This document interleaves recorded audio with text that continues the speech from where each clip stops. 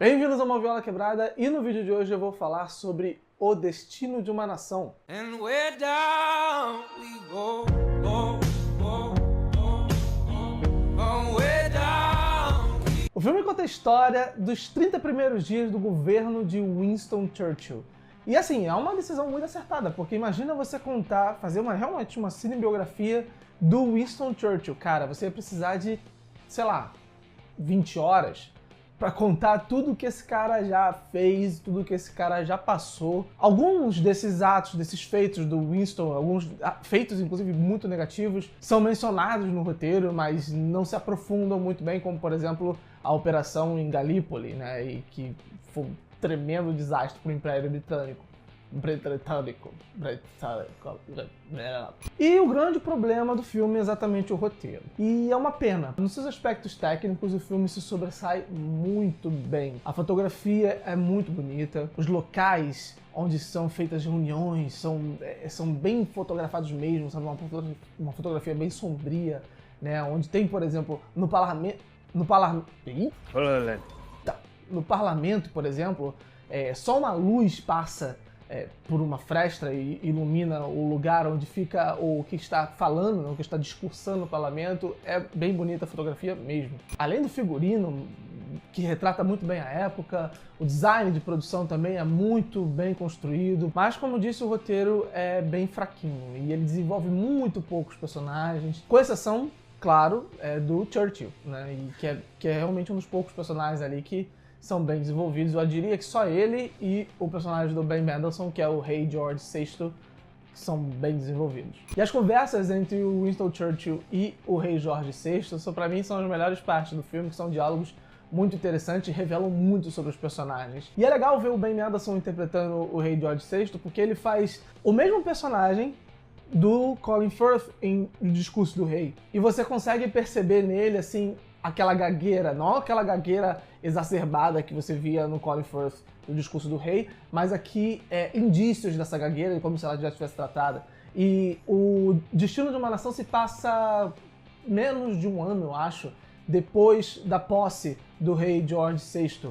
Então, esse lapso de tempo, você consegue imaginar, né, que ele conseguiu se desenvolver bem nessa gagueira. E é uma interpretação muito interessante do Ben Mendelsohn mesmo. Além disso, a direção do Joe Wright é muito interessante. O Joe Wright é um cara que dirigiu 2 filmes que eu gosto muito, aliás, alguns filmes que eu gosto muito, né, mas principalmente uns que talvez você conheça, que é Orgulho e Preconceito e Desejo e Reparação.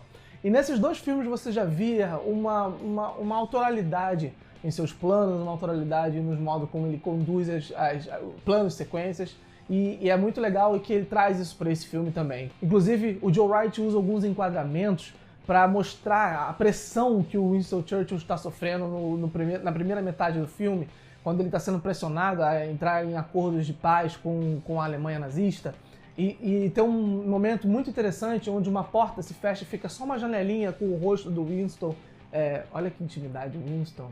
Com o rosto do Churchill, assim, e é bem interessante porque mostra como ele tá bem impressionado, sabe? Tá bem encurralado naquele momento. Mas tudo isso não adiantaria se não fosse pela interpretação de Gary Oldman. E é uma daquelas interpretações que marcam a história. Eu gosto muito quando o ator some debaixo do personagem, assim, e não por causa da maquiagem, não. É quando você não consegue ver o ator ali, a persona do ator. Você vê um cara completamente diferente. E o Gary Oldman, como tem um rosto muito conhecido no cinema, já fez grandes filmes, já fez grandes interpretações, e é um cara que se tu bater o olho você reconhece. É muito legal ver ele sumindo completamente ali. Claro, tem o auxílio da excelente maquiagem, inclusive maquiagem indicada ao Oscar, que contribui para esse fator. Só que, cara, é muito legal ver como o Gary Oldman consegue transformar esse personagem em algo real, em alguém real.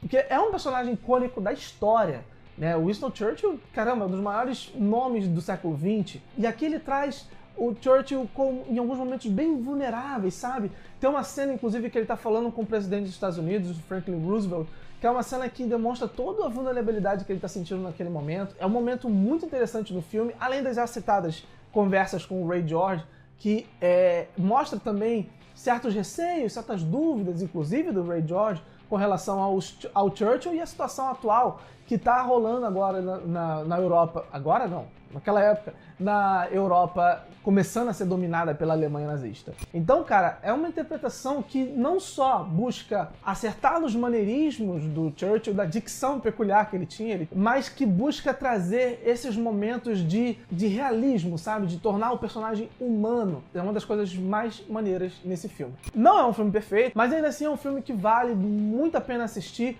Inclusive, esse filme forma uma trilogia acidental com O Discurso do Rei e o Dunkirk, do Christopher Nolan. Então, cara, se você tiver essa oportunidade, ou tempo, ou saco, eu não sei, pra assistir Discurso do Rei e em seguida assistir Destino de uma Nação e Dunkirk, então fica essa dica, fazer dessa forma, assim.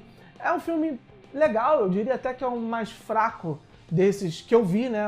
Ainda não vi todos, ainda faltam 3, se eu não me engano, pra assistir, do Oscar. Eu diria que desses que eu já vi, ele é o mais fraco, mas ainda assim tem muitas virtudes no filme, acho que são 6 indicações ao Oscar, e eu acho que essas indicações foram realmente merecidas, com a exceção da indicação de melhor filme. Tá aqui na descrição do vídeo as indicações de O Destino de uma Nação.